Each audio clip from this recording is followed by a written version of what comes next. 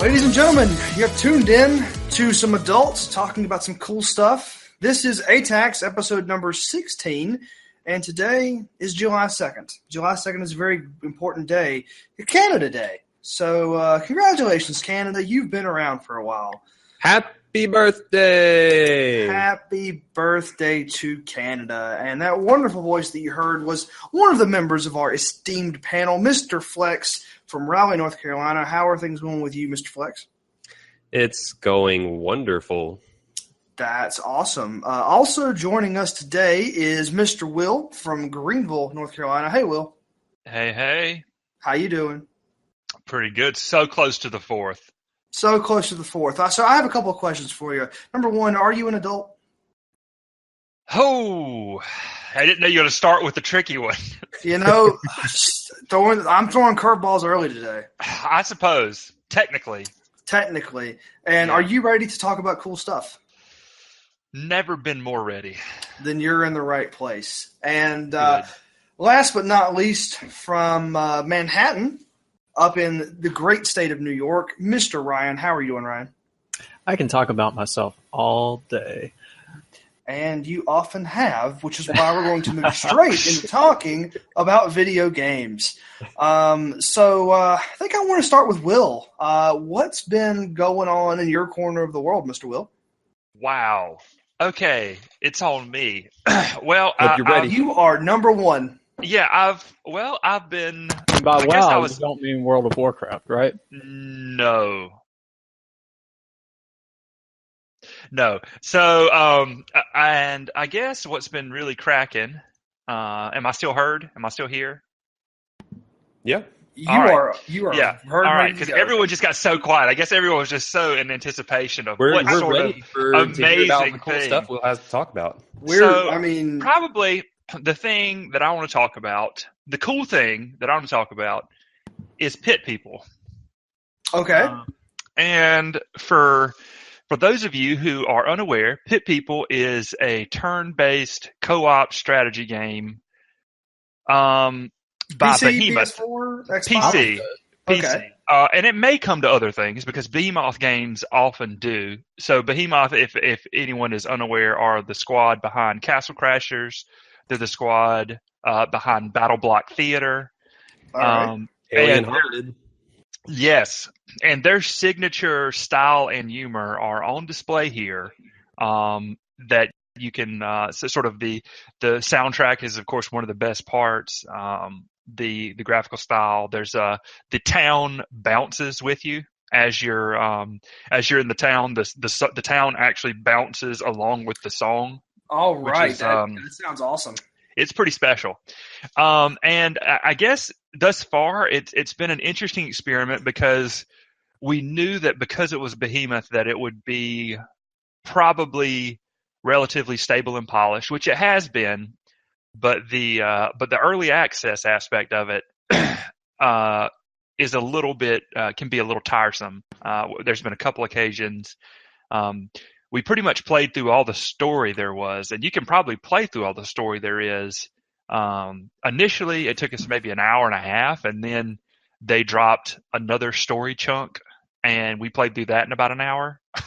And so, wow, that's pretty that's pretty interesting, actually. Yeah, do they have more story to come? Yes, they do. Right now, there is sort of an overworld map that you sort of kind of ride around on this little, I don't know what you call it, like carriage that's being pulled by these two dogoid-looking creatures. Like, Behemoth does some weird stuff. So, and there's a lot of like random side quests in the overworld, and there are also some side quests that you can kind of pick up from the town itself. And we've been, and a lot of those seem to have No, no, a lot of them don't seem particularly disposable. They seem like they were kind of designed with care. There was one where we had to find, there's like an election that's going on, and we have to take out these enemies and then actually preserve the citizens of this town such that there are more citizens left than there are enemies at the end, so that our candidate can actually win, which is, Gotcha. which is a little more battle royale than most elections, but not by much. I mean, I think you're drawing a pretty fine line there. Right. So that was one of the quests. There was another quest where we had to repair a broken mirror and then use it as a portal to get to the sun, where we actually tried to get this, what they called a sun blade. We had to take out these sun creatures. And it was something. So we've actually probably put like 18 hours into it thus far, even though there's probably only about 2.5, 3 hours of real main story content. Because I guess there's enough side quests and stuff there to kind of keep you occupied. And your party has 6 slots, and there are a number of kind of classes that you can use to fill them. And you can mainly recruit and start with people, but you can capture with a net other creatures if they're the last one left. So if you're in a battle versus an enemy, you take down all their creatures but one. And then if you have your character still that has a net, which is something that you can equip, and you have a cage, you can actually equip, or you can actually capture that creature and add them to your kind of roster of guys that you put out. And so some of them are, there's a Spydar, which is a mix between a spider and a centaur, and other characters can ride that. Your healing unit is a cupcake that like throws frosting on your on your other guys. There's a vampire that can leech life from humanoid enemies. There is what they call a cyclops, which is like a huge creature that can hold this oversized hammer that no other creature can equip, but he takes up 2 of your slots. So if you actually have him, then you can only have 4 other characters because there's 6 slots total. The kind of interesting thing, I guess, is there's a lot of weird randomness in it, and I don't know exactly what the purpose of that is, but like you have ranged characters that sort of have a chance of kind of hitting what you want. They seem to kind of have a mind on their own. I guess that's sort of a mind of their own. I guess that's sort of the main weirdness with the game, is that you can control where your guys move, but who they attack is completely up to them. So you can so a lot of times if you actually want to ensure that you take down a certain enemy, you need to kind of move to a space on the grid where you only have one enemy beside you, because otherwise there's a chance that your enemy will hit another guy, or your guy will hit another enemy. And this is especially weird with ranged characters, because they kind of have a certain, so you might put them in range where they could hit any number of characters. And not only, go ahead. Oh, I was just going to say, is that every unit you have is random like that?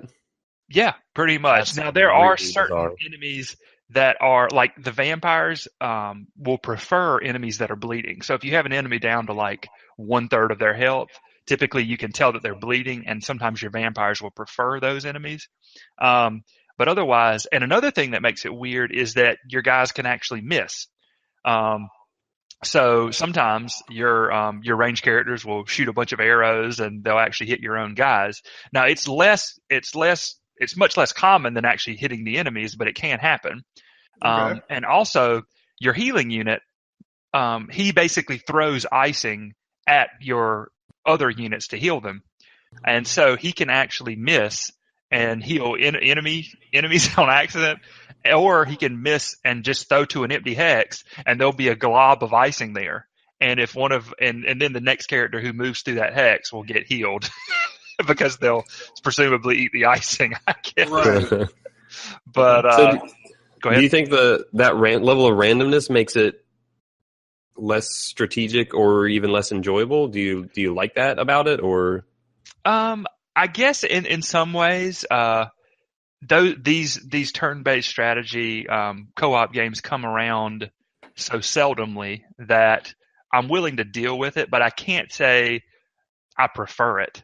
Right. I'd probably much rather have some semblance of, just I can pick who you attack, and maybe there's a chance to miss, versus you attack whatever you want, and there's actually a chance to hit your buddies. I mean, things like XCOM or Fire Emblem, they'll have a chance to miss, but you get to at least choose who you're attacking. Right. And so that's kind of the major sort of twist. And I don't know because if you look at their pedigree, I remember, Castle Crashers was fun, but it was almost like the humor and the style made up for some of the shortcomings that it had. And I felt kind of the same about Battle Block Theater. I mean, if you see one of their games, it's almost instantly recognizable as a Behemoth game. And I feel like that maybe that in the same way that happened with those games, it kind of happens a little bit with Pit People. I feel like some of the style and humor sort of, I don't know if it makes up for, but sort of covers up maybe the fact that there are certain design decisions which are a little weird. Like that one, like the randomness element to it. But overall, it's been pretty fun. I can't say it's been the most my favorite of the sort of co-op turn-based strategy, which would probably fall to Card Hunter or something. But it's been real. And I'll keep you guys updated, I guess, as they continue to drip feed content. For it. Right. So you're still on board through the early access stuff as they keep adding stuff. Is the main thing they have left to add just more story content? I think so. I think it's just finishing out the story. Okay. Which is nonsensical and ridiculous, but there are cutscenes, so it's just about as nonsensical as the rest of the content, but it's just a little more care and concern with the nonsense. I understand that. But that's what's been that's I guess been probably the most interesting thing I've been playing recently. Sure. Is there anything else that's been rocking around your wheelhouse that you wanted to talk about for a minute? I don't think so. I think I'll pass it on to another of our fantastic heroic squad.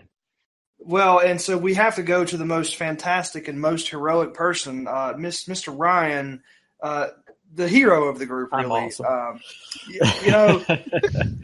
That is your motto. I'm awesome. It is my character class hero. Character class hero. You've been posting some interesting pictures here in our Discord chat. So I'm just gonna ask you, why am I staring at the original Legend of Zelda in Japanese? Yeah. So man, I have quite a few things to talk about, and I guess we'll kick it off with on the last panel I mentioned that following our trip from Japan, I was kind of inspired by how inexpensive some of the loose Japanese cartridges were. So I may have taken the plunge and may have had some of my hardware start arriving. So I am now the proud owner of a Super Famicom and a Sharp AV Twin Famicom, which plays both classic Famicom and Famicom Disk System games. Now, there's a lot of nuance to that, and some of the hardware is really affordable. Like Super Famicom games, you can find them on eBay, or if you go to Japan, you can find them for sometimes loose carts for $5 to $10 and that's for games that like for example, Seiken Densetsu 3, which has never been released ever, or Bahamut Lagoon. Some really unique, kind of exclusive games. But if you get into Famicom Disk System stuff, that gets into a little bit more expensive territory. But I did go ahead and buy one, and I now have a copy of Zelda no Densetsu, the original incarnation of The Legend of Zelda, in its perhaps earliest form. I've just play tested that one. What I've been playing, and I just got this a couple days ago, so I haven't really sunk my teeth into it yet. But what I've been playing is Doki Doki Panic, which is the predecessor to what we know as Super Mario Brothers 2. And it looks a whole lot like Super Mario Brothers 2. It really kind of is a lot like Super Mario Brothers 2. I even see Fanto in there and Birdo. Yeah. They reskinned it. They made Fanto look more menacing, and they made him faster, I think. But yeah, it is interesting, like spinning these games up. Of course, the Japanese text is really novel, but also like, the Famicom disk system had more memory than like the Nintendo Entertainment System or the Famicom, the original Famicom. So one of the things that allowed developers to do was actually play around with the sound effects. So like Doki Doki Panic and the original Legend of Zelda actually have these kind of extra chip tunes and MIDI effects. Yeah, I've heard the music's very different between Japanese and American versions. It is, and specifically on the Famicom disk system, because it had the extra hardware power. So that's been a pretty cool experience. I'm looking forward to, and I'll keep I'll keep the panel posted, but I am looking forward to playing through some of these titles like Legend of Zelda, the original Legend of Zelda in Japanese with kind of the different sound effects. Also on the Super Famicom, I've started playing Final Fantasy V in Japanese, which very nice. My game file has about 2 hours on it, and I've probably spent at least 3 hours outside of the game translating text. Luckily, and I mean, I'm very much a rudimentary student of Japanese, but luckily, those are Final Fantasy V in particular is a game which has been translated, and it's easy to find the scripts for both the Japanese and the English version. So.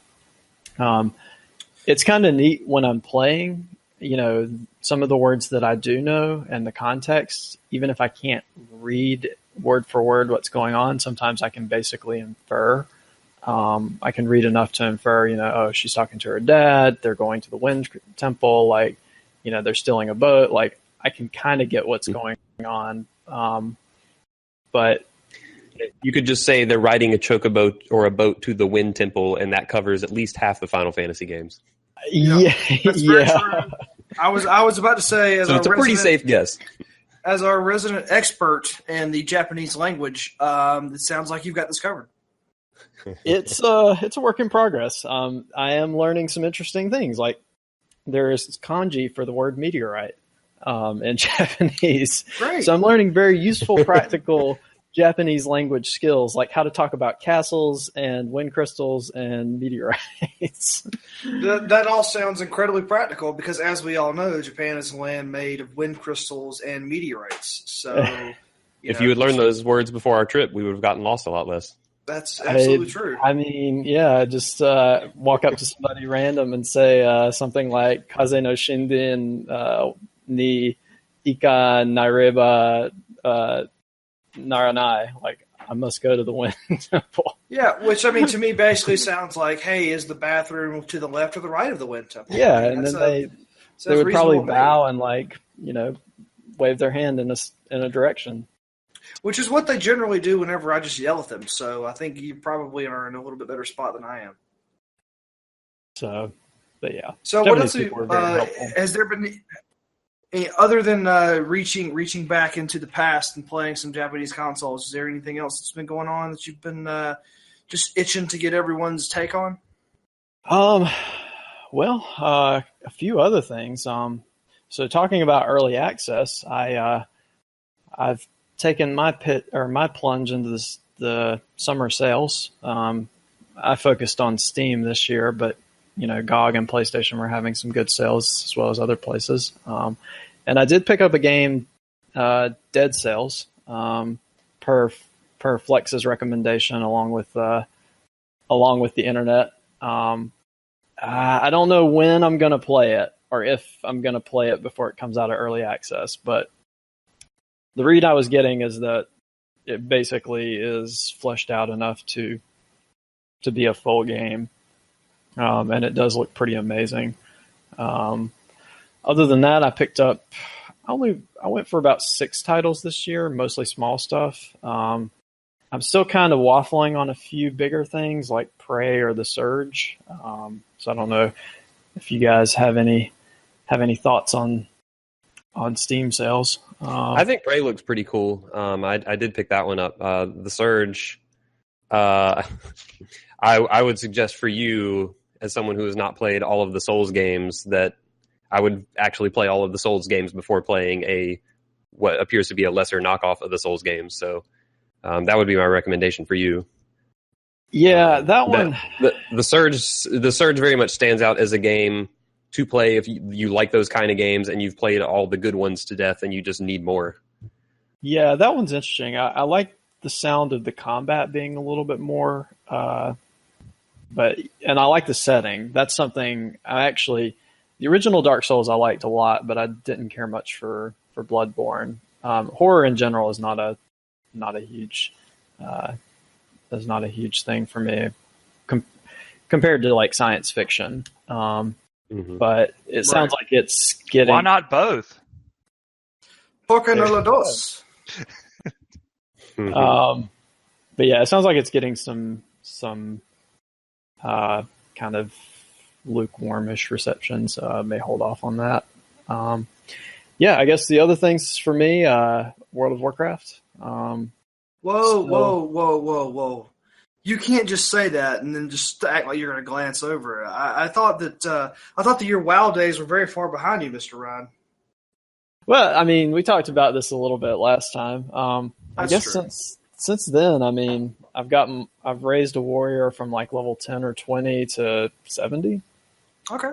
In about 2 weeks, plus a Death Knight from 55 to 75. So yeah, that sounds reasonable given how Blizzard has altered the leveling curve for those characters. Yeah, I mean that's playing fairly casually, like a couple hours a night ish. Okay. So I mean, they've definitely sped things up. But I am kind of it's slowing down a little bit. But if me and my brother enjoy it all the way up to level 90, 100, 110. I kind of see us possibly doing like some lower level content, some old dungeons to kind of catch up on the story, get some cosmetic items and see where it goes from there. I don't know. MMOs are a tricky balance, I think, for me and for a lot of the of my esteemed fellow panelists. Just in the, if you like playing a variety of games, and you're not into heavy social commitments, then MMOs have kind of some character flaws that can be a pain. It's nice to get soaked into them for a while, but once it starts getting into that in-game content, it tends to come into like very structured raiding, working with a lot of people. And that's just, I guess, a strength of them in some ways, but it also, for people like me and my brother, like we just want to play together. I think one of the things that I was kind of struck by the last time is, I guess for how long that game has been out, when I picked a character class, I didn't feel like I really had, and this has been a year or so probably that I played, but I wonder, do you feel like there's a lot of variability within the builds, or do you feel like it's sort of, if you play a Death Knight, your Death Knight's going to play like other people's Death Knights, or if you play a Druid, yours is going to mostly play like someone else's Druid, or do you feel like there's a lot of customization and variability there? With World of Warcraft, I mean, maybe a little bit more of that back in the vanilla days when they had the talent trees, but really, I mean, yeah, it's a little different now, right? Yeah, aside from some gear and talents, there were only so many ways you could specialize your characters. I mean, yeah. Do you feel like that's I guess a weakness of the title? And I mean, I'm not a World of Warcraft expert. I kind of like the direction they've taken it in that, especially in vanilla WoW, like it was very expensive to respecialize your character, and I never felt like I was making the right decision. because I guess there were so many options. And, they also were constantly rebalancing the content. So I found myself in a constant state of frustration of like, okay, well, I put 3 talent points into this thing, and now, maybe they've respect it, or the meta has changed, or, that just wasn't a good decision, or, it was good at low levels, but not at high level. Just all these dynamics that it was just overcomplicated.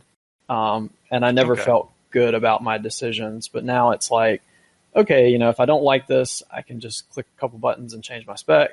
And, I can focus on these rotations. And yet some people probably don't like it because it simplifies things, but I don't want to spend. The thing that I kind of like. So like, Will, I know where you're coming from. You're thinking of like Diablo 2, where you can sit down with that skill tree and you can make a unique character, right? That that might whether it's min-maxed or not, you can sit down with the Diablo 2 skill tree and build any one of those characters in multiple different ways. And I think that when WoW first launched, it was pretty similar to Diablo 2 in the fact that those skill trees were pretty, lengthy, and you could have a character spec that was relatively unique. But as time has gone on, especially with Diablo 3, I feel like that Diablo 3 introduced sort of fewer choices, but none of them are necessarily bad, right? Like you could make a really bad Diablo 2 character. You could make I have done it. Yeah.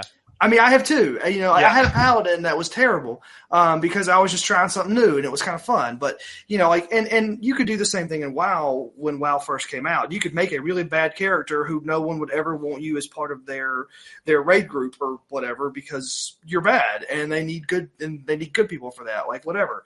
But as time's gone on, a lot of the creativity.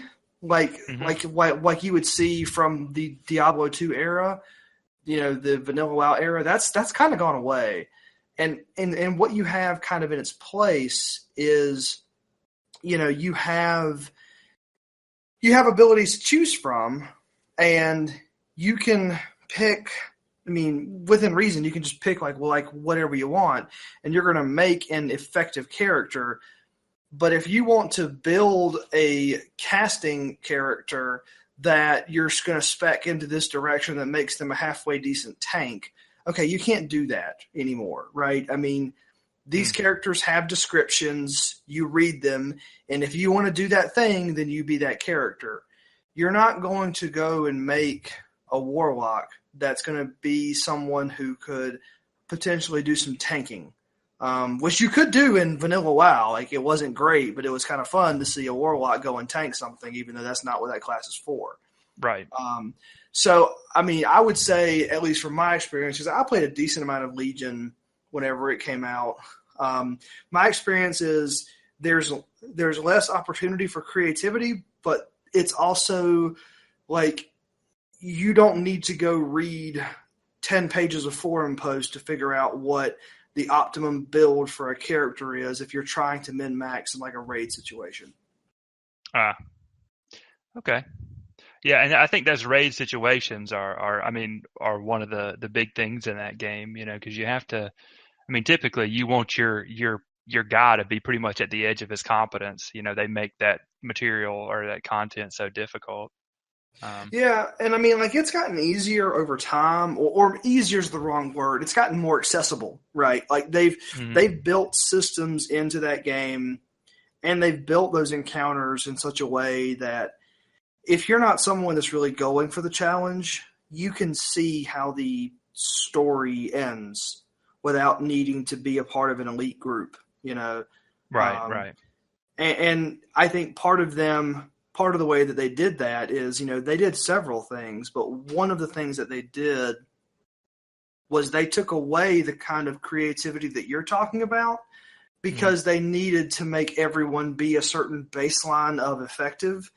And honestly, there were some things that you could do when that game was older that you could be a completely ineffective character, Right. So it's sort of like they're trying to balance the content and seeing it versus, okay, how bad could the worst wizard in the world be? And it's like, okay, well, in the old style, a bad wizard could be really, really, really bad because we're giving them all this freedom. And then in the new style, it's like, well, the worst wizard can only be so bad because we're not going to give them that many options, right? And I think each one of those systems has their own pluses and minuses. But in general, and I mean, Ryan, feel free to jump in here. Like, I feel like in general, WoW has become like less about the freedom to make any kind of character that you want and more about, you know, Blizzard has spent a whole lot of money and a whole lot of time making these stories, and they want you to see how those stories end up working out. And the resolution to a lot of these stories is in raids, and they've made those more accessible so people can know how that ends. Gotcha. Yeah. I prefer the, at least to this point, I prefer the accessibility over, I guess, the immersion or flexibility. And they've also, I think, simplified the character classes because, you know, they had to, right? I mean, you went from 60 levels to 120. If you were using the old game system with, you know, 1 talent point per level, I mean, that stuff gets pretty onerous pretty quickly. And it got pretty onerous, which is why they changed it. Yeah. And I mean, even in vanilla WoW, I had like 4 bars worth of abilities. Like, I think they've kind of cut some of that back, taken away like reagents and things like that just, they added some unique flavor, but also made things a lot more painful. But anywho, the only other thing I wanted to get at was just a quick shout out to Endless Legend. I finished a campaign and I'm in the middle of a second campaign. Don't know if I'll go much farther than that, but it's pretty fun. I really like the kind of theme and the art behind it. Gameplay wise, it's probably in like a Civ style. I'm not sure. I probably prefer like slightly simpler games. Like I remember having a lot of fun with a game called Warlock, which was sort of a 4X, but I think it was maybe a little lighter and more unit focused. But more like a 3.5X, right? Yeah, I guess you could say something like that. But yeah, I mean, I really like 6Xs. The grandest of grand strategies. That one's been near the top of my backlog for, I don't know, it feels like a decade at this point. How long do you think your first campaign, the campaign you completed, took? I guess I wouldn't be surprised if it was between 5 hours. That's or maybe around 15 hours. I don't want to overshoot it too much, but I definitely got soaked in and was looking through tech trees and things like that. Yeah. Sure. Does it have a similar flow, you think, to like a Civ game? You're going through turns, you're doing research, you build armies, you may have some diplomacy, some wars, that kind of stuff. Yeah, there's a tech tree, like you settle and expand. The game kind of slows down expansion a certain amount by like putting some detractors. I don't remember that as much in Civ. Like in Civ, at least the early versions, like expansion was usually just strictly an advantage other than having to pop out the settlers.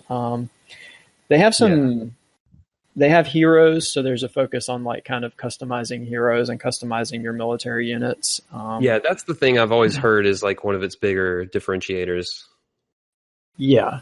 The diplomacy system is actually pretty interesting because you have to spend influence points to like declare war. So I guess it does put a bit of a diplomatic shield on certain types of actions. But playing with AI, like that tends to boil down to like, okay, well, I want to attack this guy. I'm going to spend my 50 influence points and just go smash him in the face. I don't know how nuanced some of those systems are, but yeah, in terms of like, it's definitely kind of that one more turn thing. Like, okay, now I've got this tech, so I can tell my cities to start building this like useful building, or I can, rearrange my military units or like upgrade my hero. Like each time or each turn you kind of make those decisions. Then you wait a few turns. Kind of like a Civ game. Yeah. So you're digging it?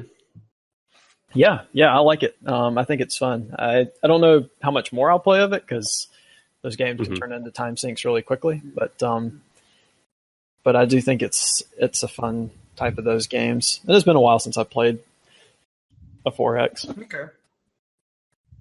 Cool. Yeah. And speaking of 4Xs, I'll probably get around to that whenever it gets around to me.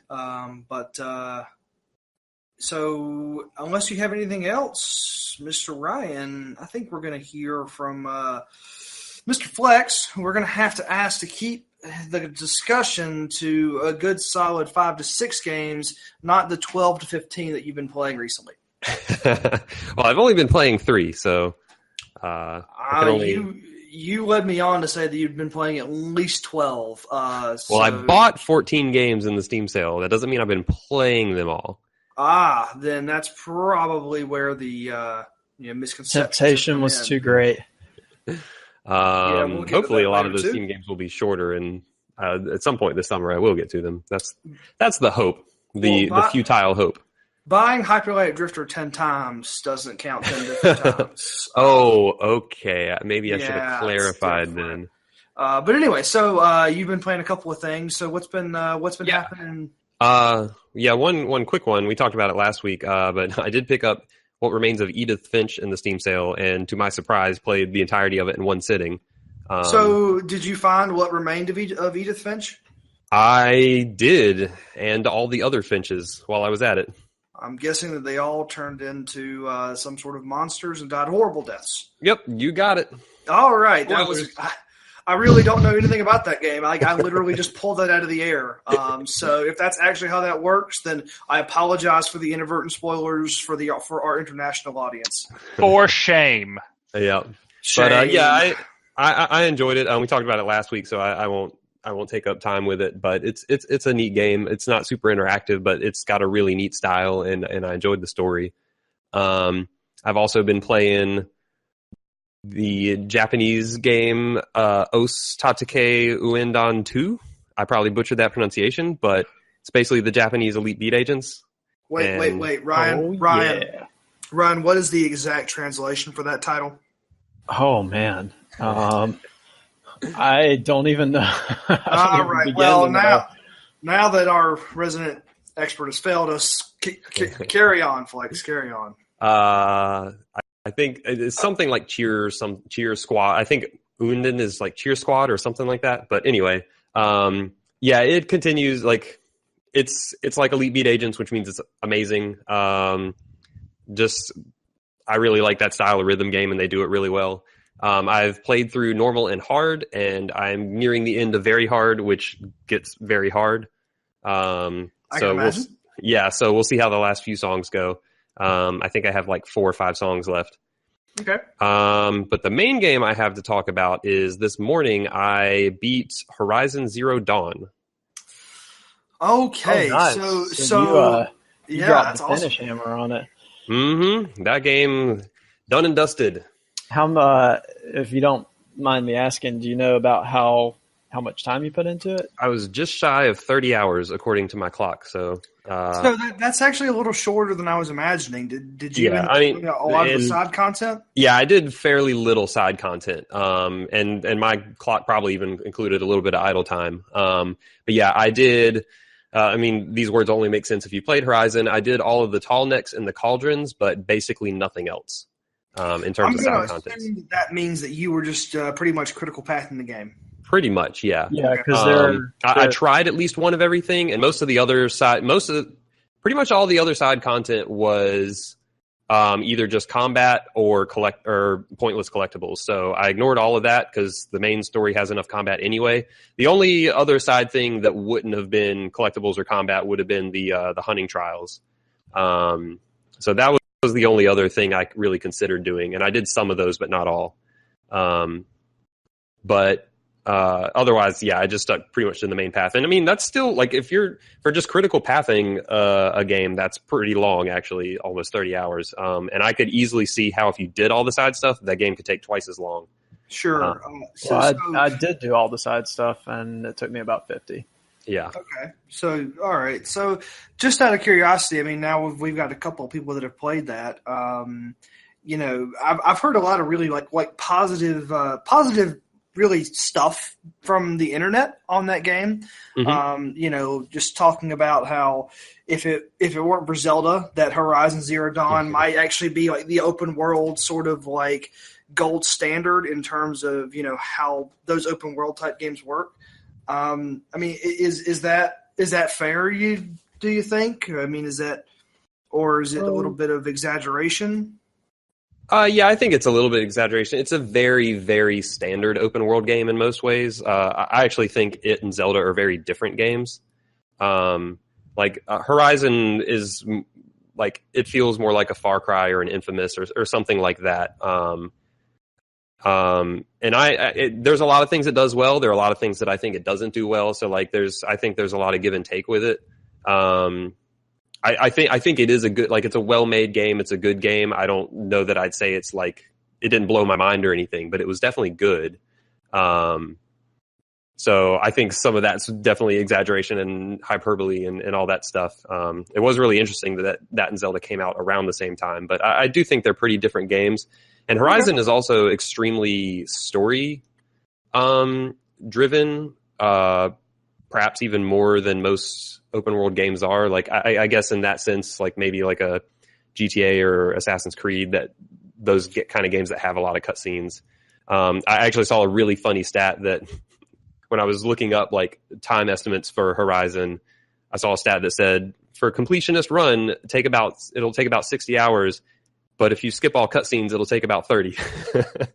Oh, wow. Yeah, the dialogue in cutscenes, it's insane. Like, this game talks a whole bunch, and you can spend a lot of time listening to, going through dialogue trees and watching cutscenes and listening to audio logs. And, like, if you really absorbed, like, all of the, like, lore and narrative in that game, you could spend a whole lot of time doing that. So there's a lot of meat to it, but the story stuff is really good. I think the best parts of Horizon are the presentational aspects. I think the game looks gorgeous. Like I would regularly just stop and look around because I think it looks amazing. And I think a lot of the voice acting is really strong, and I do like the core through line of the story. I think it wraps up in a really nice way. So I did really like seeing where that story went, which is why I wanted to finish it and see it through. And just so everyone knows, you were playing on a PS4? Yes, it is a PS4 exclusive. It is a Right, it is a first party Sony game, so that is the only place you can play it. So you were not playing on a PS4 Pro. You were not on a 4K TV. Gotcha, correct. Yeah, I'm playing on a regular PS4 on, I don't know, my 7-year-old regular HD TV. Right. So I mean, so the fact that you're talking about how kind of like gorgeous the game was. Mm-hmm. I mean, like, yeah, it's mostly art direction, actually. Right. So that's kind of what I was wondering. Did you find it like technically impressive the way that kind of the Uncharted games did, or is it more just like, wow, this is a great art style? It's predominantly art. Like technically, the game looks good, but it's not. Sure. It's not going to blow you away with, like, I think Uncharted 4 looks better technically. Like, there are better looking PlayStation 4 games. There are obviously better looking PC games. From a technical standpoint, it's good, but not amazing. And there's also a whole lot of, like, open world jank stuff. Like, I saw people sinking into ground or clipping into things or stuff floating in the air. Like, I saw plenty of that, your open world jank stuff. Sure. So, I mean, it does have those technical blemishes, but from an artistic standpoint, I think the game's gorgeous. Okay. That's interesting because, yeah, I didn't catch as much of the bugginess. I mean, I can agree with, I would say probably the vast majority of what you said, but I didn't get as many of the technical glitches, and that was actually something I felt like was to its credit. Was in the dialogue, I guess, like the face captures, like I didn't see tons of like glitchiness there, which I feel like a lot of open world games, which Horizon is interesting because it's not quite so much like an open system game, like a Skyrim, I guess. But it still is. It's more open world than like Far Cry or GTA or whatever sense, in that they give you a playground to do things in. But yeah, it's not like a Skyrim or a Breath of the Wild in the sense that there are a lot of things to interact with necessarily. Right, and you see somebody run up to you in the middle of like a battle and just like stop the camera, and he's got like a sword through his head or something like that. Right. Yeah, I did feel like I saw less of that than I do in some other games, which that polish was also kind of to its credit for the visuals. It was definitely not the buggiest open world game I played. I will say that for sure. That's probably the Elder Scrolls 4 Oblivion. The lip syncing was kind of bad though in dialogue. The character animations in general looked great, but the lip syncing was just really off. It was weird. Yeah, I've heard that. But I mean, it was fine. The rest of it, like the open world design and stuff is so standard that like I didn't really get into a lot of that, and a lot of the combat and exploring got a little old quicker. Like I guess I don't feel like that stuff was strong enough or different enough or interesting enough to really carry it through 30 plus hours. It wasn't bad. It was just very standard. You had your bandit camps, you had your collectibles, you had your crafting stuff. Like you kind of just had like the standard suite of what's become normal in open world games. And none of it was bad, but it didn't really stand out either. The inventory stuff actually did get really annoying because you don't have enough space to carry everything. So you had to start dealing with that. The combat was early on. I thought it was actually really boring, and boiled down to a lot of dodge roll spamming, which especially got frustrating in tight spaces. Because the enemies in that game are large and fast, and your character's not really good at melee. Like the melee attack is really wonky.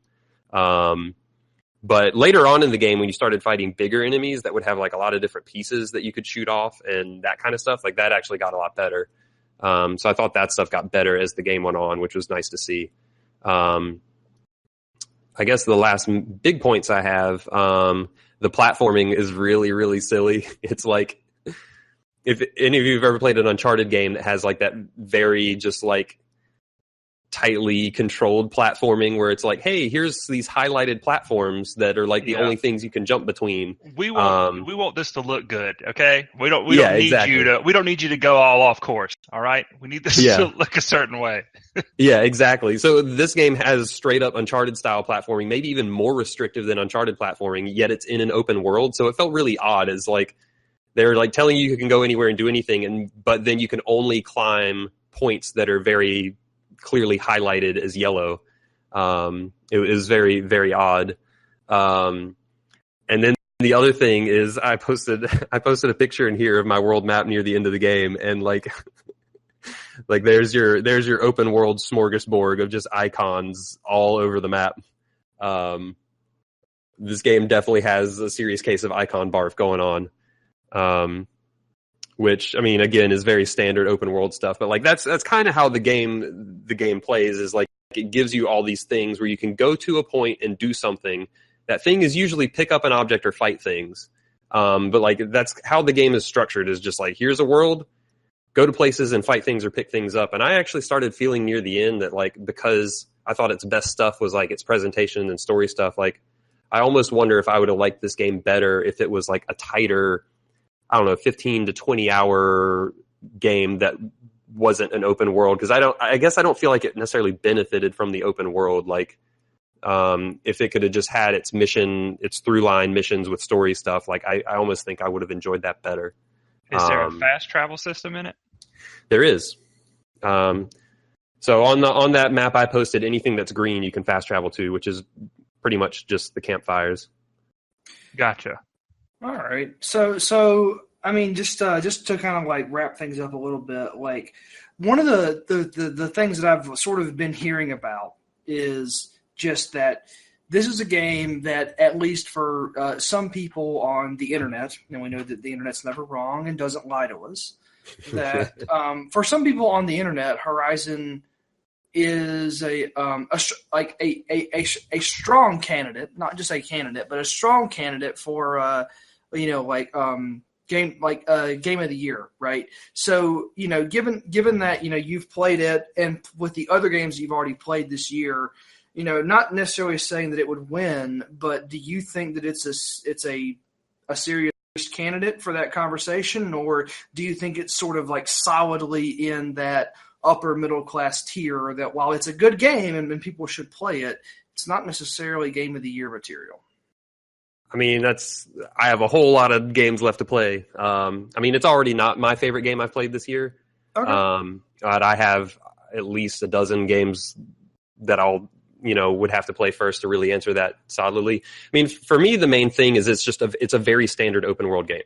I kind of came out of this game feeling similarly to how I felt about like Infamous 1 or Far Cry 3, like kind of my first delvings into those franchises. Like, oh, okay, like here's a fun but very standard open world game, and like that's kind of my feeling on it. So like it didn't really blow me away. Like to me, it's not like a top game, but it's a good game worth playing. Can I kill sharks and make wallets out of them? See, that's really where the game lets you down, is you can't kill sharks and make a bigger wallet with the shark skin. Yeah, I don't know about this one. All right, guys. So make wallets out of them, right? To that point, Paul, interestingly, I'm kind of in the same boat where there are some big games of 2017 I haven't played, so I would be curious how it would stack up. To me, I would probably be a little more positive on it. I think the hype is probably a little overdone, but it is really solid and really polished. I guess we'll see if anything is good enough to kind of.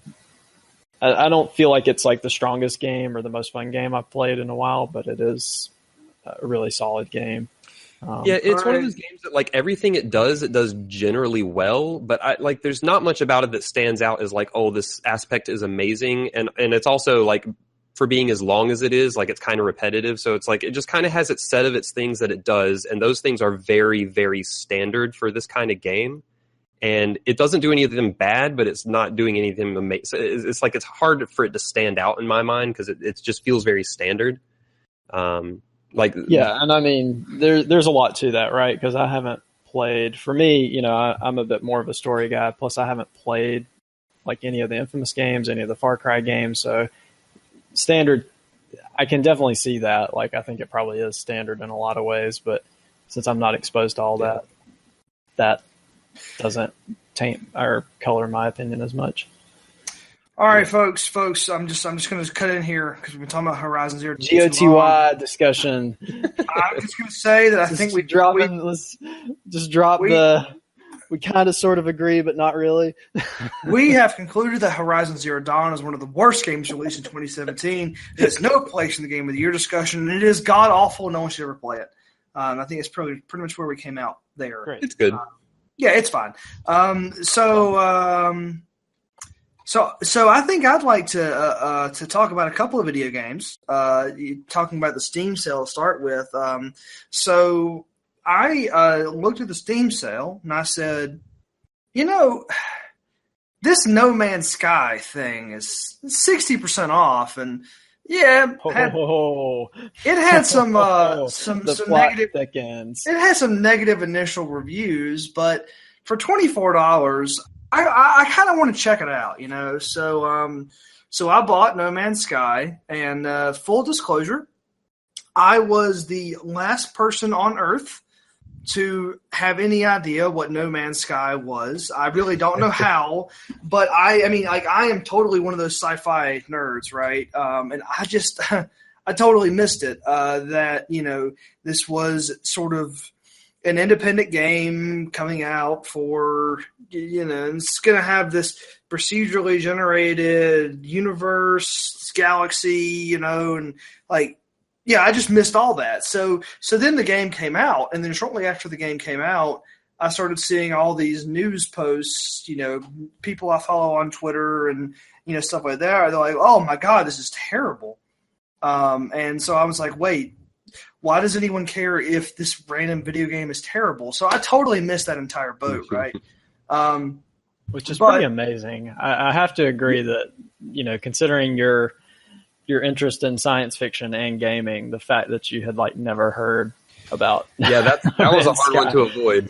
You missed the hype train completely. And you know what? Like, I'll be honest with you guys. I don't have an explanation for it. Like, it's not like I was I was not intentionally hiding under a rock for 6 months. It's just like, okay, so my biggest sources of, video game punditry is, like, I listen to, the podcasts that are released by Giant Bomb. I do peruse those sites in general, and like, I knew that No Man's Sky was like a thing, right? Like, I knew it existed, but the thing I didn't realize was how big that the hype machine for that thing was before it came out. And then it came out, and then it was like not living up to the hype. But I'm like, well, you know what? It's been a year, right? I mean, it's been a year. It's 60% off. The concept seems pretty neat. I'm going to pick this thing up, and I'm going to install it, and I'm going to walk in here with very few expectations. So I walked into that game with very few expectations. I am somehow still disappointed. Which is, I was going to say, that's probably a good thing, because I think some of the hurt on that game is the fact that it had, I mean, it was announced like 5 years before it released. Yeah, it was announced. I actually remember this specifically. It was at the Game Awards 2013, so like December 2013. And when they showed that first trailer, which was really just of like showing some planets, like it was a very thin trailer, and people lost their minds. And like, it was kind of the game nobody could stop talking about for the next 3-4 years. And every time they showed a trailer, the internet would just explode. It was kind of crazy. Like, the expectations for that game were through the roof. So let me tell you a little bit about my experience with it. Did you solve some math problems? No, I haven't. Okay. Not at all. Like, so the game is supposed to be one of these games that's like, you're on this planet. You should just explore it. You should just see what's there, and like, it's very much like, we're not going to give you 100 quest objectives, and we're not going to give you a map full of icons. You're just going to walk around and you're going to just explore. And it's like, just all right, chill out, man. And like, so okay, like, I get that. Okay. I mean, like, honestly, that's kind of a similar philosophy that Zelda had, Zelda Breath of the Wild. It's like, hey, you can just go kill Ganon right now, or, man, you can just walk in any direction and who knows what you'll find, which is similar philosophy, totally different execution. But there's some things with that game that I've taken notes because I am an academic, that just fundamentally don't work. And so here's the best example of that. Whenever you're on a planet that is not inherently habitable to human life, which, by the way, has been every single planet that I have visited, literally every one. In 6 hours of gameplay, I have yet to find a planet that I can just go to where there isn't a constant drain on my life support system in my suit, right? So it's a timer. And that timer, granted, it's not like a 30-second timer and then you run out of oxygen and you die. But there's a timer that is associated with, okay, you're walking around, then your life support system is going down at this rate. Oh, you're running? Well, now it's going down twice as fast. Oh, you're using your jetpack and jumping? Well, now it's going down 3 times as fast. And by the way, there's only like 2 elements in the entire world, in the entire universe, that recharge this system. So if you want to go and you want to explore far away from your spaceship, you better hope you pick the direction where you find some of those elements along the way to recharge your life support. And like, that just introduces this like fundamental sort of conflict between, you just want me to chill out and explore and just see what's on these procedurally generated worlds, but you give me this timer that makes me feel stressed anytime that I am just over the hill from where I landed my spaceship. Yeah. And like, that, sure, I have no doubt that if I dig deep enough into that game and I play it for long enough, there's probably upgrades to that life support system that makes it drain even slower. Like, there's probably things to alleviate that. But I've been playing that game for about 5 hours now. And literally every single time I play that game, I'm stressed out because I don't want to go too far. It's like, okay, well, there's this spot that's just over this hill that's a question mark on my compass, and that's cool, and it's like, but if I go there, it's 3.5 minutes away. If I don't find any elements to recharge my life support, I'm going to die before I get back to my spaceship, and that's just like, that's not fun, and the other thing that's like, that I found really, really off-putting was one of the first items that you get in the game is this mining laser, and that's what you use. Basically, you shoot your mining gun at a particular rock or plant or tree or whatever, and that's how you get resources. It overheats super fast. It's really slow to do anything, and I'm just like, God, like, I'm in this cave full of iron, and I could use this iron for things, but I don't want to spend 9, 10, minutes just shooting my laser because I'm watching my life support dwindle the whole time, So it's just like, there was all these things that were kind of like, felt a little wrong with it, that where it got to the point where I'm like, all right, I'm going to take a deep breath, and I'm going to just go look for No Man's Sky mods. And you know what the most popular mods for that game is? Is there a mod called Don't Play No Man's Sky? So, actually, you're being funny, but you're really not that far. Okay. The most popular mods are the ones that get rid of the overheat on your mining laser. They're the ones that get rid of life support drain. They're like sort of the cheat mods that let you just run around these worlds without worrying about just dying at every turn because you couldn't find Famicom or whatever, Yeah. And it's such a tough thing to find that balance of, like, you want to encourage players to explore, but then give them something meaningful to do. And it sounds like, from what you're saying, that No Man's Sky, how they tried to encourage that exploration, ended up feeling more like busy work and management stuff than anything interesting to do. So one of the things that I really like, sort of like, it's the worst form of inventory management that you could ever possibly have in a game, because let's just say that you're running around and you find this element that you haven't heard of before, right?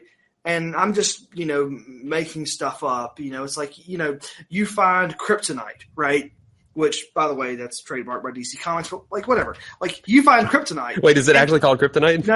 I'm just making up a random element. So you find kryptonite, and like, hey, I have literally never seen this before. So this has to be some pretty rare stuff. So I'm going to mine it and put it in my inventory because I might need it for some sort of a rare crafting recipe later. Except for the fact that your inventory's full. Sorry. Yeah. So I ran into this with Horizon too. Yeah. So, but your inventory's full. So you're like, all right, well, let me open up my inventory and see what I can get rid of to make room for kryptonite. And it's like, man, my entire inventory is filled with things that I need to literally live. Yeah. Okay, so I don't have any room for kryptonite. So what should I do? And it's like, all right, I'm going to go back to my ship and I'm going to take off. And I'm going to fly closer, like in my ship, to where the kryptonite is. Well, here's the thing.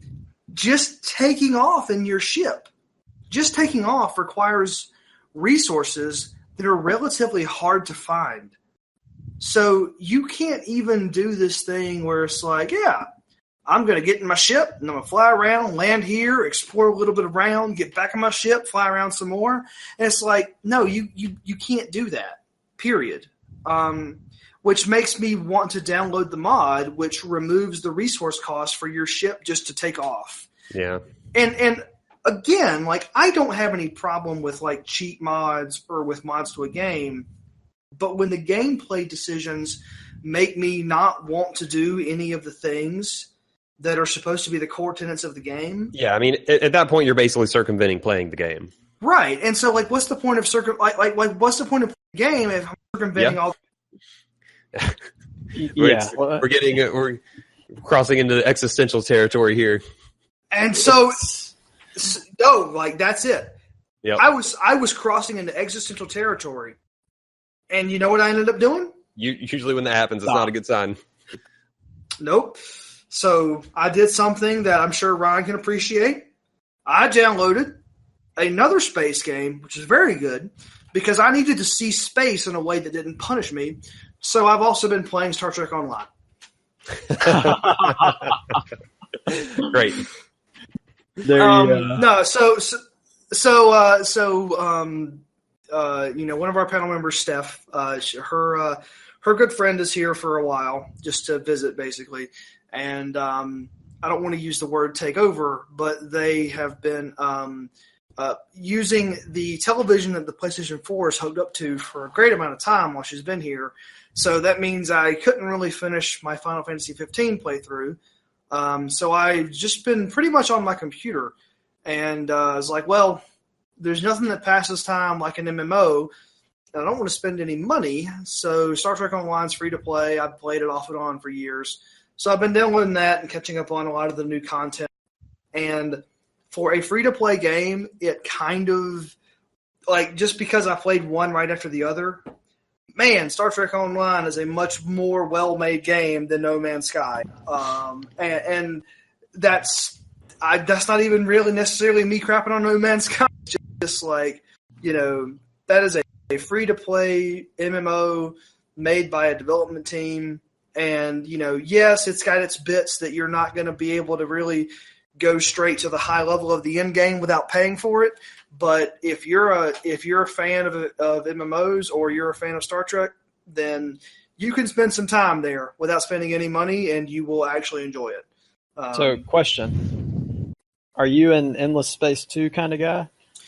So, I do own the first Endless Space. I don't own the second one. So I don't know. Like, the first game looked interesting enough for me to pick up during one of the Steam sales in years past when you buy games and never play them. But that's kind of where it kind of ends for me. Okay, I was just curious. I liked Endless Legend a lot more than Endless Space, but I heard Endless Space 2 was more it sounded like they learned a lot from Legend that got applied to Endless Space 2. Yeah, that's good news. But I was just going to circle back to I'm kind of glad to hear like your perspective on No Man's Sky, because it fell a little short of me picking it up, but I wasn't so big on the hype train, and critically I think it kind of fell in like the 7 out of 10 range, which is like kind of mediocre / subpar. So, I wasn't sure if it was getting punished a little too hard for its hype, but it's good to hear. I really feel like it's 5 out of 10 for me. I mean, and that's me being generous. Yeah. It's good to hear like kind of an untainted perspective of like, what this game is, and, kind of how it sounded kind of slow paced and dull, which also kind of held me back. But I was interested based on what it tried to do with procedural generation and stuff like that. But it's good to hear like kind of an unhyped perspective of like why to play or not to play that game. I mean, I certainly can't recommend it. And I mean, I'm going to give it a little more time just to try to say that I've given it a fair shake. But yeah, I'm not positive on the initial sort of, stuff. Yeah, I know Nate played it a fair chunk, and he just got burnt out on it because like at some point you get you're just kind of doing a lot of resource collection and management. Right. And I mean, and like really, that's kind of all that I wanted to jump, kind of jump around like what I've been playing recently. So I think at this point we're probably going to go ahead and take a quick break, and then once we come back, we're going to jump into the news. There's not a whole lot, but we're going to go ahead and jump into that anyway. So stay tuned, and we will be back right after this.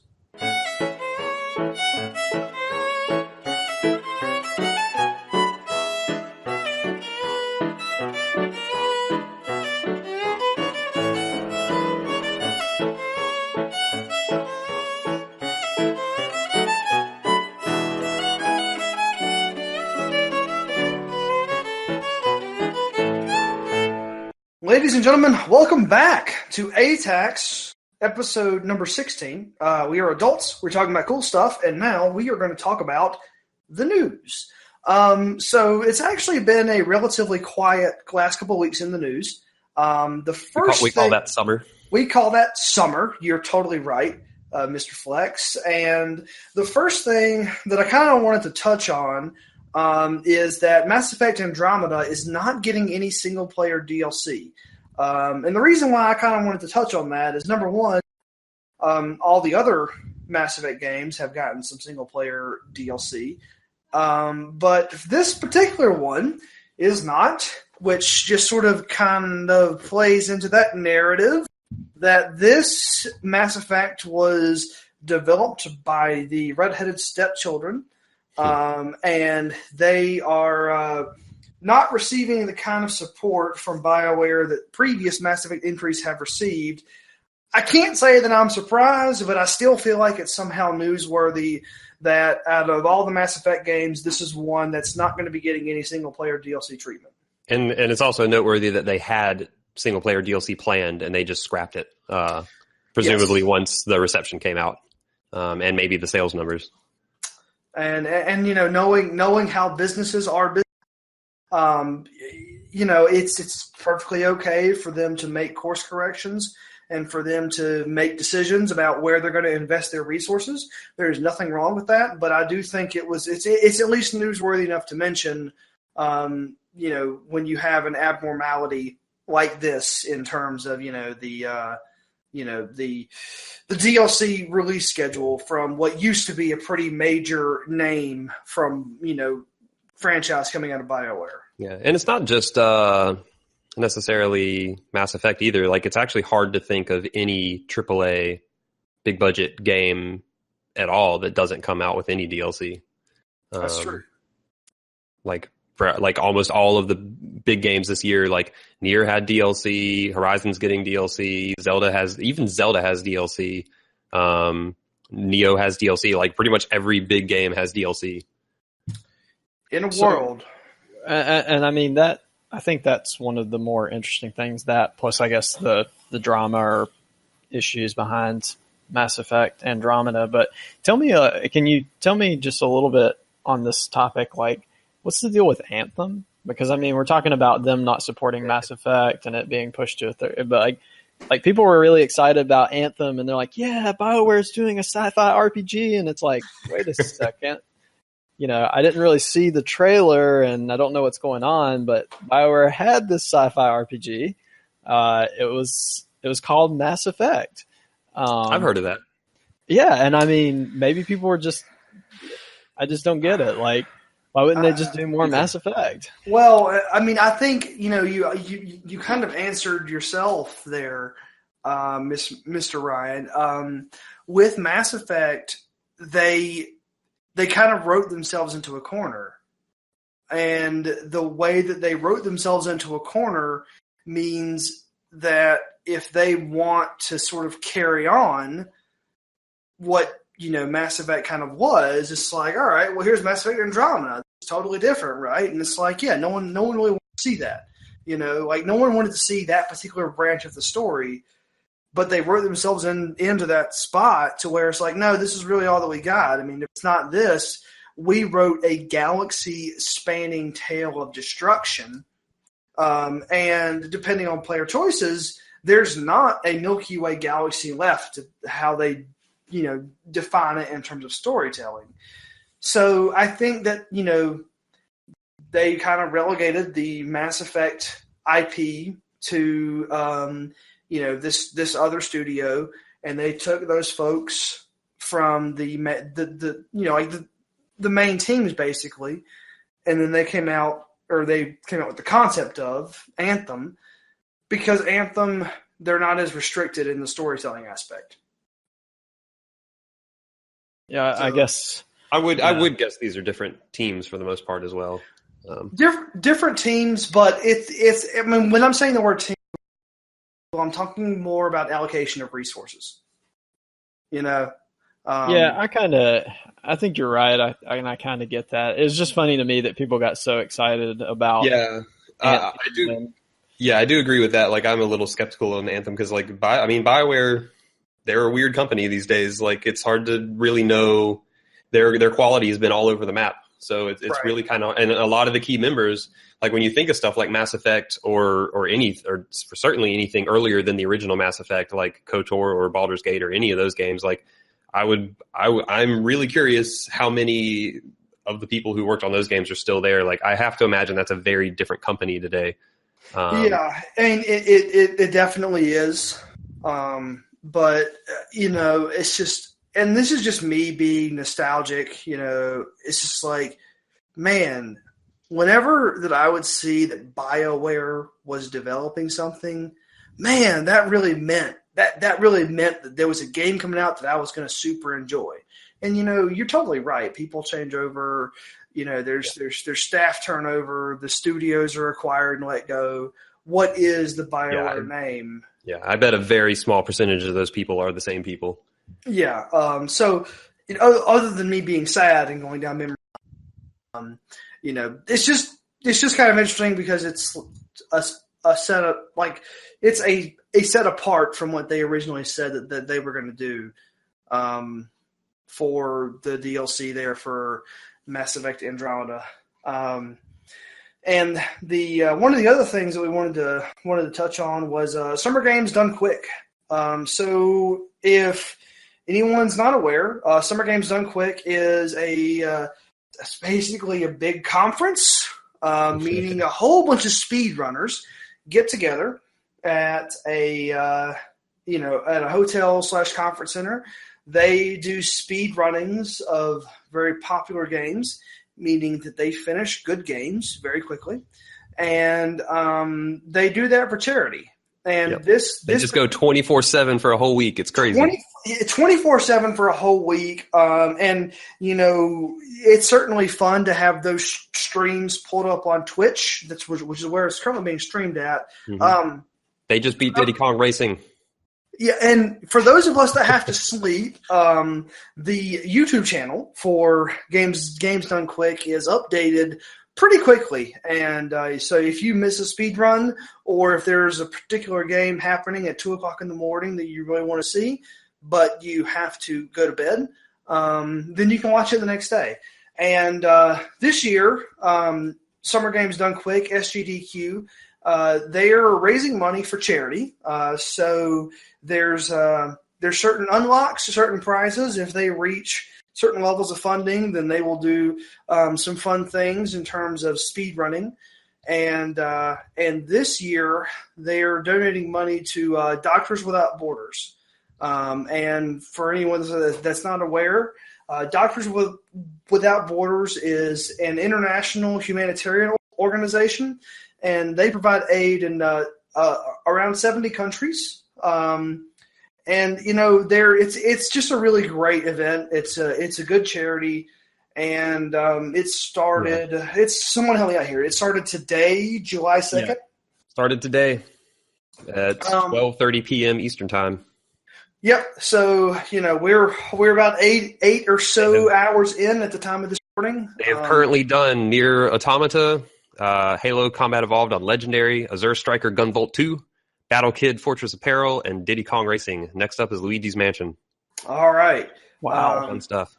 Yeah, no, they're really doing some good things there. Wow. They don't mess around, they go. And, they go fast. It's one of my favorite right. events every year. They have awesome games done quick in like January or the winter sometime, and then they have this one in the summer. Every year, it's one of my favorite things. Like, there's always just cool stuff to watch. I really like these events. I saw some really cool Doom speedruns last year. Yeah, and hopefully they're playing Rondo of Blood at some point. That'll be cool. They are playing Doom at some point I saw that too. This year too. So yeah, I mean, if you guys haven't checked Q or AGDQ, just it's a pretty cool event, and they always donate to some pretty cool causes. So definitely look into that, and it's going to run for the entire week. So by the time that you hear ATACS episode 17, it will be over, and we will know how much money that they raised. But they're going to run 24/7. I think until July 9th. I think is their last day, which is a week from now. So yeah, check that out. Other than that, we've got one other news story that I don't know if anyone's really heard about it. So Nintendo has announced. Who's that? They're a group of people who really understand video games, but somehow still don't know what the internet is. I thought they made card games. They did back in the 70s. Mr. Will, did you enjoy playing your Super Nintendo? My Nintendo? Your Super Nintendo. My Nintendo? Well, yeah, I guess so. I have to say I did. So how would you feel if I told you that the Nintendo company is releasing the Super Nintendo Entertainment System Classic with 20 plus 1, which is 21, games that you can plug into your TV and play this holiday season? I would be, let's say, 99% indifferent. All right. So, obviously, I, as your host, chose the wrong person of the panel to give the initial reaction from. Mr. Ryan, would you please save me from this hell that I created? Well, so the thing to me that is newsworthy about this, because, the NES Classic has been out. Yes. And the thing to me that is newsworthy about this is Star Fox 2. So from my perspective, although I wouldn't be as completely indifferent as Mr. Hit, for me, those mini hardware consoles are sort of limiting. Like, the games that like the SNES Classic will have are all games that I've played. And, I just bought a Super Famicom so I could play games like Final Fantasy V and Bahamut Lagoon, which I haven't played. Just so you know, Ryan, they're also releasing a Super Famicom Classic in Japan. I looked at that game list too, and it still does not have some of the titles that most excite me. However, the thing that they've done this time is they've actually released an exclusive. So unless you've gone to the emulated version of Star Fox 2, you have never played that game. Like, nobody has. Right. And nobody's played this version of it because I think the emulated versions that got out, from what I've heard, weren't complete, and they actually, like, this one might be a more complete version of it because it's more official. So it's possible that nobody's played the version that will be on the SNES Classic. Yeah, so to me, that's kind of the most exciting thing. Like, I like the concept of what Nintendo does for these systems, but to me, like, between the virtual console and, authentic retro hardware, like, you just have a lot more freedom through other vehicles, even legally. You guys are just totally, all of you are crapping on capitalism right now. It's a tiny SNES. Have you seen what it fits in the palm of your hand? It fits in the palm of your hand. It is 21 great Super Nintendo games. And the Super Nintendo, these games are really good. It's really good games. The Super Nintendo was a really great console. I don't care that you've been playing these emulated versions games your entire life. Now you can have a tiny Super Nintendo hooked up to your HD TV through a regular old HDMI port. And I don't care if you can do that with a Raspberry Pi. A Raspberry Pi does not look like a tiny SNES. So here's the thing. None of us have ever played emulators because we all do everything legally. I mean, you're totally right. None of us would ever even Google SNES games in your browser and then start playing SNES games in our browsers. No, like, come on. Am I really the only person that is excited about this tiny console that looks so cool with the classic controllers with these great games that I haven't touched in, 10, 15 years? I mean, I think it's cool. It's great that Nintendo is doing this, and I think it's cool to see like how much people love it. But to me, the most exciting thing about this news is not the fact that you're getting a bunch of great games for $30, or what is the retail price on it? Oh, $80. $80. Okay. Way off, Ryan. Okay, yeah. For $80, but the fact that they're actually releasing an exclusive, like something new, that's what kind of raises my eyebrows for the record, this is the first time Star Fox 2 has ever been officially released. That qualifies it as a 2017 release. And that means that Game of the Year contender. It is a solid case for Game of the Year. I need to find someone who has one of these. I mean, No Man's Sky versus Star Fox 2, I think I know how that's going to go. Well, No Man's Sky was a 2016 game, but that's close enough. It's had its day in the sun. No, but I mean, no, like, there's a couple of logistical points that I think is good to hit on while we're talking about all right, Paul, before you get your logistical points, can I do something? Sure, go ahead. I want to read the list of games, and I'm going to do it quickly, but in between each game, all of you simultaneously give your guttural reaction, like a yay or a groan or whatever for each game. Sure. All right, so start at the top. All right. Contra 3, The Alien Wars. Yep. Question mark. Donkey Kong Country. Yep. Absolutely. Earthbound. Don't care. Cool. Right. And Final Fantasy 3, a.k.a. Final Fantasy 6. Great Good. game. Okay. F-Zero. All That's right. neat. Falcon Punch. Kirby Superstar. Okay. I like that game. Yeah. No, good game. Kirby's Dream Course. I love golf. Okay. Sleeper hit. The Legend of Zelda, Link to the Past. Yeah. Yep. That's the good stuff. Top of the line, really. Mega Man X. I don't Okay. care. Classic. Don't care. Secret of Mana. Right. Also, great game. Star Fox. Great. Okay. Really Star hard. Fox 2. I don't care. Exciting. Yeah. Street Fighter 2 Turbo Hyper Fighting. Hyper. Yeah. I love Galstein. Castlevania 4. Too hard. Super Ghouls and Ghosts. Way too hard. Way too hard. Yeah. Whoa. Super Mario Kart. The best. That's cool. No. Does it have a Super Mario RPG, Legend of the Seven Stars. Awesome game. Super Mario World.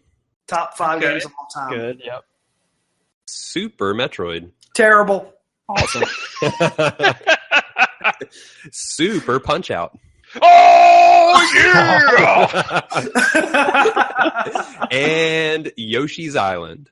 Absolutely. Number 2. It's not the worst Mario game. It's the best. No, that would be Galaxy. You guys have already had that podcast. Yeah. We did. And we're going to move right away from the rankings of that one into general market.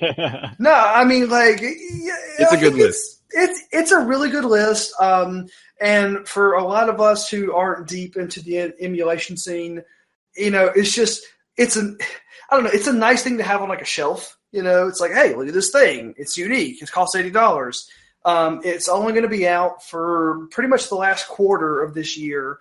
Yeah. Pre-orders are already sold out. Pre-orders are already sold out. I think It'll that it's be like the supposed to. Switch and the NES Classic. I mean, basically, it's just not going to have. Expect to never find one. It's great we're talking about it. I mean, Yeah. it's a cool news. Good A luck. cool promotional item. Yeah, and I think that it's going to be out, or rather, there's going to be more copies of the SNES Classic released than the NES Classic. So that's good if you want to try to pick one up. However, it's only going to be in production from basically the end of September until the end of this calendar year. So it's not a huge window. And if the prices of the NES Classic are anything to go by, $80 may be the MSRP. But if you really want one of these and you can't find one on release, expect those prices to go way up from third-party resellers. Yeah. I saw some services that were like, before pre-orders went up, that were like, it was a few $100s. It was like, yeah, you pay us a few $100 and we will guarantee that we will get you one. Which means that they're literally going to go rob a truck, and you are totally supporting organized crime. No, but I mean, we've had this discussion before, but why doesn't Nintendo flood the market would probably be a dumb idea, but why doesn't Nintendo do a fairly long run of these, considering how popular they are? I mean, that's money on the table, right? If people are scalping it, right, that's probably money on the table that Nintendo is not putting in their pocket.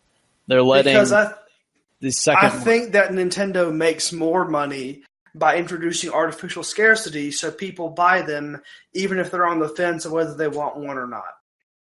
I don't agree, but that's okay. No. I mean, what's the other option? There's just not enough factories in the world to make. Well, for these ones, they're intentionally just not making a lot. It's not. Yeah. It's not they're just intentionally making it like their whole thing with both the NES and the SNES Classic was they want it to be a holiday item, and they're just intentionally not making a lot. It's not like it's not like the Switch or something where they want to get a lot out and they're just not making them fast enough. They're intentionally not making a lot of these.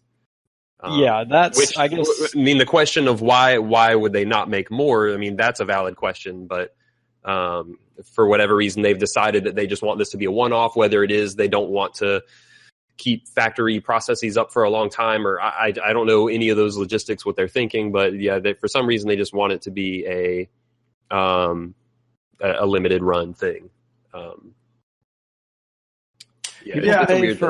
People pay for retro games, as I mean, my own recent activity has demonstrated. People sometimes will pay a premium. Maybe they want to keep those prices up so they can. Well, also, this is actually the cheapest way to play these. Like the NES and SNES Classic is way cheaper than Virtual Console or buying physical or anything. So maybe part of the limited run is because they know they're not getting as much money from this method as they would from others. I don't know.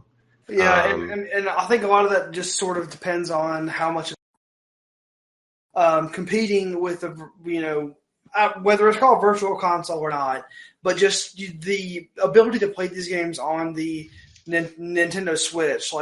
How much are you trying to eliminate that competition? There's a lot of factors there. And one last comment on this thing. Sorry, I think it's really fascinating that so this, in addition to Star Fox 2, this is actually the first time that the SNES versions of Star Fox or Yoshi's Island have ever been re-released. Those games have never been on Virtual Console. They've never been those versions have never resurfaced again. And I've always heard it was some weird FX chip thing. So it's kind of interesting that they figured out how to make that work. Yeah, and you're totally right. That's has not happened to this point, so that's definitely worth mentioning.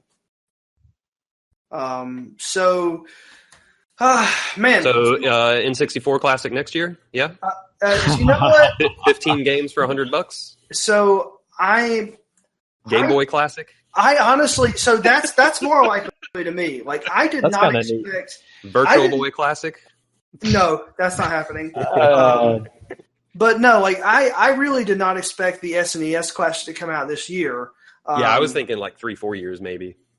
Or at least next year, give it a year off.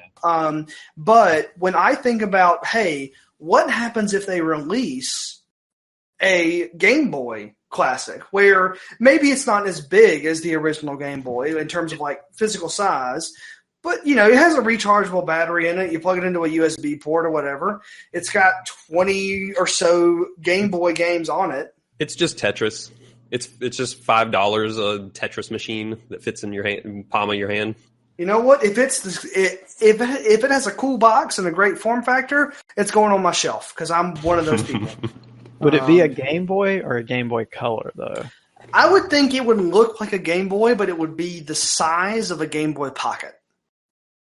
And it would totally be an original Game Boy, not anything with color. It would be a monochrome screen, the size of a Game Boy Pocket with 20 Could you hook it up to your HD TV? Absolutely not. It is totally an handheld.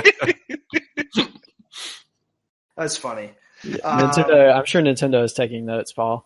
I hope they are because I would buy that so fast. But anyway, 4K alleyway. Dude, 4K Super Mario Land 1. There's worse. Super Mario Land 2. There's worse Final games Fantasy that could come out in 4K. That's a bad game. But anyway, Final Fantasy Adventure, aka Super Nintendo 1. Will, what do you have coming up on your docket? Well, I'm going to continue my, I guess, ridiculous number of co-op games. All right, that's normal, Will. Yeah, Ghost Recon Wildlands, Pixel Privateers, Orcs Must Die Unchained, Armello, Pit People, and then in terms of single player, I just finished Tales from the Borderlands, which was a kind of a hoot. Sure. But I think the next thing I might do is I never played through the single player of Legacy of the Void, so I might do that. Very nice. It's a good game. That's good. It's a good game. Yeah. Flex, what do you have coming up next? It's a really short game called Persona 5. I'm going to start. That's pretty short. I can't really say it's going to take you too much time. I like Steffi's post on that. Yeah, I'll probably beat it by the next podcast, no problem. So one of the things that like an SGDQ, whatever, Summer Games. Yeah, I'm actually in the lineup for SGDQ. You can catch me on Thursday for my 3 hour and 52-minute speed run of Persona 5. It's actually called FGDQ, Flex's Games Done Quick. So I don't know exactly when to do it, so I'm just kind of floating this out there while we're recording. Man, a Persona 5 spoiler cast would be kind of fun to do once we all get some time put into that game. Yeah, by the time I'm done with it, I imagine everyone else that would want to be on that spoiler cast will probably also be done with it or in a position to talk. So so we'll just have to wait and see how that goes. Speaking of, we never did our Zelda spoiler cast. Hey, so maybe someone should schedule that. Paul, what are you doing? Oh, crap, that's me. I'll join you on that train if I can ever find a Switch. Fair point.